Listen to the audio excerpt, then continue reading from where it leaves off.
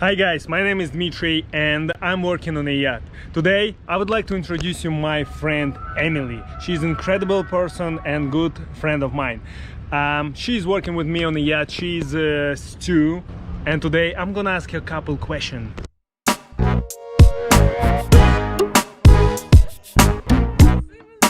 3, 2, 1, time go. First of all, tell where you're working, what is your position, what are you doing? I am working with you. Oh! Did you know? Cool. And I am a housekeeping stewardess on a super yacht. Can I say the name?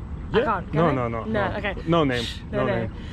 All incognito. Anyway, so you're housekeeping. So what is your role? What are you doing as a housekeeping? So basically the role consists of, maintaining cleanliness throughout the boat, doing the cabins, detail cleaning. When the guests are on board, we sort of have to do the beds every day. Just basically make sure everything looks perfect. And yeah, maintain a really high standard on board the boat. Make sure that everything looks perfect, crisp.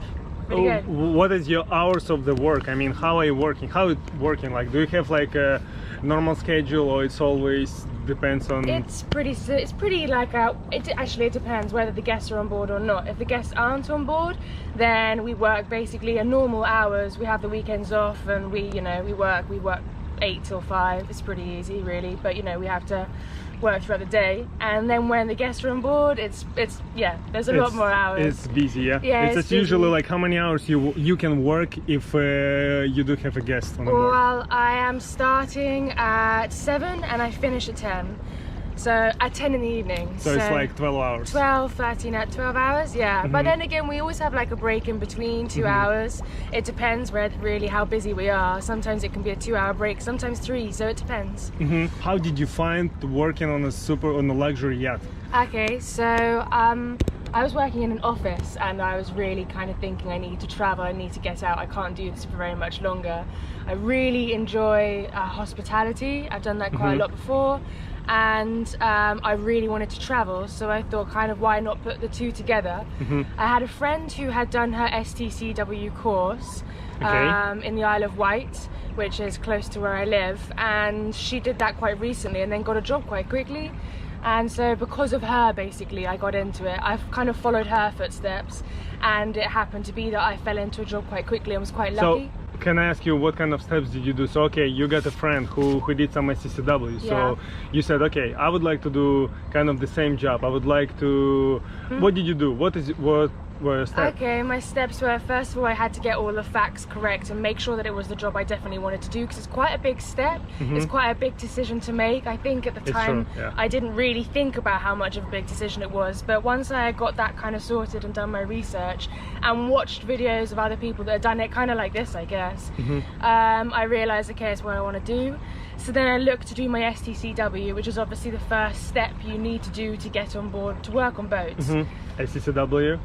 Yeah, so I found a course on the Isle of Wight called Flying Fish, which was incredible. It was 2 weeks long, so I did that, passed, and then after that came back for a couple of weeks to my home, and then flew to Antibes in France, and then from there I dock walked. I had to make my CV, obviously, making a CV is hard, like to make it people to want you, especially when you've got no experience. It's quite difficult. Yeah, it is. So I had to make sure my CV looked good. Go to Antibes. You can go basically to anywhere that has a good docks and places, and basically just give your CV out to everyone. Walk along the docks, constantly on the Facebook groups, making sure you're refreshing every hour to see what's coming up, and then just send your CVs out as much as possible. Big smile on your face and plenty of confidence, and eventually I kind of got there. Yeah, so okay, let's come back about documents. Minimum documents, what you needed. So you mentioned it's about STCW. Then you do need some medical, like NG1. So yeah, your ENG1, STCW, hygiene level 2. Again, it depends what position you are searching. If you're on a stewardess, you do need it, this one. Okay, let's focus on you. Like if some another girl, she would like to join for this industry. Sure. So STCW, EGM1, ENG1, hygiene level 2. Once you have them, you must look after them with all of your everything, because those certificates are really special. So those are the documents I needed. Okay. Oh, okay. So literally, it's not so many. No, it's I know. Just literally a couple of them. Yeah, I mean the STCW involves a few. There's like 4 or 5 different things you have to pass, but it's all involved in the same thing, so it's pretty easy, really. You just need 2 weeks of. Actually, it's only a week long. My course that I did, it involved a week long. So you did your STCW, and then after that, you did another week of just housekeeping training or stewardess training, which was good. It was handy to have actually, and some of the things I learned, I have brought onto this boat. So okay. Yeah, it was actually quite a good idea to do that. Nice. So, what do you think? Like, how long you already doing this job? How long you at sea? I've been at sea for a year this week. For 1 year. Yeah, oh, it's cool. At sea, yeah. It's actually like the best decision I've ever made. Oh, it's really great to hear. Look, for this 1 year, what did you find the hardest part to work at sea? I would say actually the hardest part was just being away from home and the uncertainty. Depending on what job you have, it's the uncertainty of not knowing when it is you're going to go home, and I still to this day find that quite difficult, and it is maybe something that I won't actually find easy, but it's the not knowing, because there's no rotation, particularly in my job and my one I had before. You kind of just have to wait and see until you can go home, and I'm I love being at home, so that is kind of difficult. And the hours, I suppose, the trip that we've just done, I did for hours, did become quite difficult as well. But you know, it's just something I think in time you'll get used to. I think it's all just about practice and experience, and eventually it'll get easier. Yeah, on your opinion, like pros and cons in this job, to be a stewardess on a luxury yacht. Okay, pros. I mean, the pros that come straight to my mind are you get to travel and see some amazing places. It's incredible how many beautiful places I've seen in just the 6 months that I've been here on this yacht. Can you say, like, for last year, so you're in this industry 1 year, which places have you seen? I think, so I've been obviously all of the south coast of France, Italy, Spain. I crossed the Atlantic and went to Antigua, and crossing the Atlantic is the best thing I've done so far, even though it was in a really small sailing boat, which was quite terrifying at times.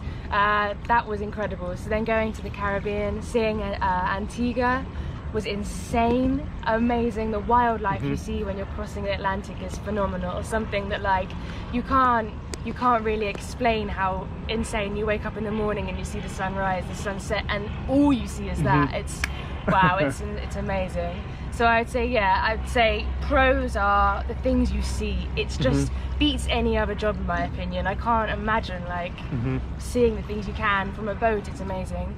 Cons are probably sharing a cabin. Sharing a cabin, so you don't have a lot of your own space. You have very minimal privacy and very minimal space when it comes to your living area, and that is quite a big con, I suppose, and for a lot of people I think that's make or break. You have to be able to be a real team player and deal with being in close proximity with other people often, because you're working and living together. So yeah, I'd say a con is definitely sharing a cabin and having no privacy whatsoever. All right, how about salary? Because you know, like it's also like tell me about salary. I mean, in this industry.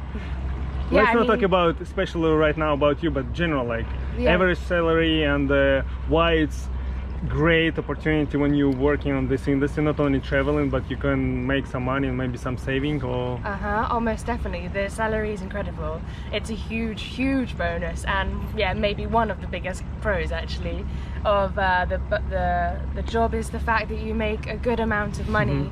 And for me as well, from the UK, I'm not quite sure what it is where you are from, but it's tax-free.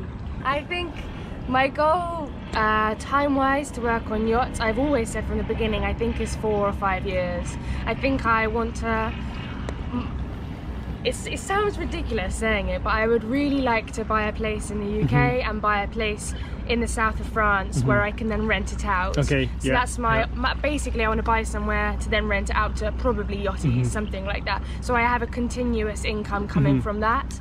So that's my goal materialistically. And then actually for like me, I think it's just to experience as much as I can and get as much out of the job as possible before I would just like to make a family and then relax and be at home and kind of settle down. So I think that's my kind of goal. As for work after this, I'm not sure. Something to do with hospitality or something like, I don't know, I'd like to have a pub, or I'd like to have a restaurant, or something. Always in the service. Yeah, basically something that's like very customer fronting. It's great. And something that I can be talking to people all the time, because I like that. No, it's great. It's a great idea. I like it.